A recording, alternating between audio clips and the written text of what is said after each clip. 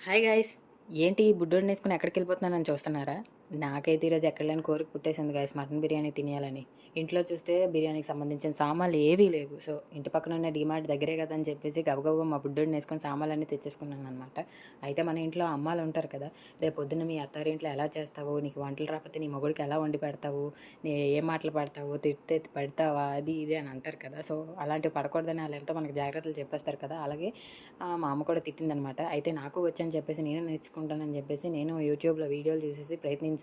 ఎప్పుడు లేనిది mutton biryani try చేశాను. చికెన్ బిర్యానీలో మామూలు బిర్యానీలో అయితే మనం ఏదో ట్రై చేసేయొచ్చు కానీ, ఈ మటన్ బిర్యానీ అంటే కొంచెం టెన్షన్ అయితే ఉంటది. సో, ఆ టెన్షన్ పోగొట్టుకోవడానికి మనం కూడా ఒకసారి ట్రై చేసేస్తే మనకి వంటొచ్చని నిరూపించుకోవచ్చు కదా! వీళ్ళకి చూపించొచ్చు మనకి రానిదంటే ఏది లేదని చెప్పి ప్రయత్నించాను. అయితే వండినంత సేపు చాలా టెన్షన్ పడ్డాను గైస్. ఎలా వస్తదో ఏటి ఈళ్ళు తింటారా? మొహం మీద ఇచ్చి కొడతారా? అంత ఛాలెంజ్ చేసావు, ఇంత ఛాలెంజ్ చేసావు అంటారని. కానీ మొత్తానికి బా వచ్చింది. హ్యాపీ తినేసాం.